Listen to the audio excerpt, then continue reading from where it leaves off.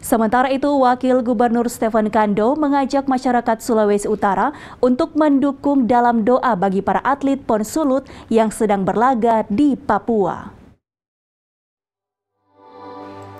Sebanyak 129 atlet dari 21 cabang olahraga beserta 47 pelatih dan 40 ofisial menjadi perwakilan Provinsi Sulawesi Utara dalam Pekan Olahraga Nasional PON ke-20 yang berlangsung di Papua.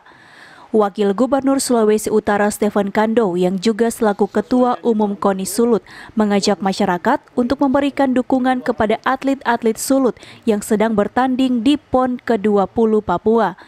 Sulut sendiri menargetkan minimal 5 medali emas pada PON Papua kali ini. Di PON Sulut sudah ada yang berangkat, bahkan sudah melaksanakan pertandingan. Walaupun acara pembukaan nanti tanggal 2. 129 atlet Sulawesi Utara berjibaku. Mudah-mudahan seluruh masyarakat Sulawesi Utara mendukung atlet-atlet Sulawesi Utara. Kalau ditanya apa cabang andalan, semua diandalkan. Tapi yang probabilitasnya tinggi untuk mendapatkan medali emas ada beberapa cabang. Antara lain Muay Thai, tinju, silat, layang, dan binaraga.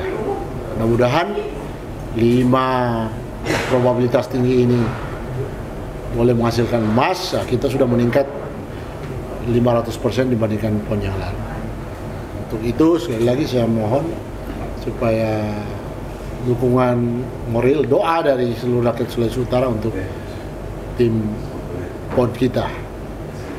Pak Gubernur akan hadir di pembukaan tanggal 2 hari Sabtu bersama dengan Forkompinda.